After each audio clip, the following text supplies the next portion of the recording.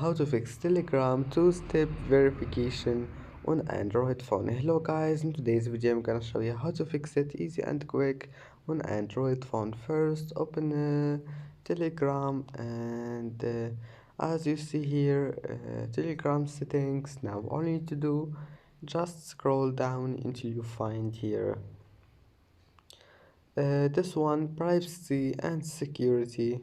Click on it and now just scroll down and here we'll find two-step verification. Click on it, click set password, and that's it. Here you can fix it. Now just type any password you want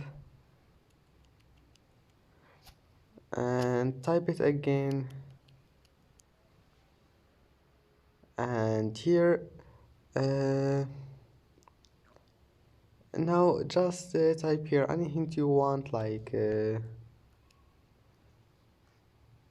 you can skip it, it's easy. And now type your email here, or you can also skip the email if you want, and that's it.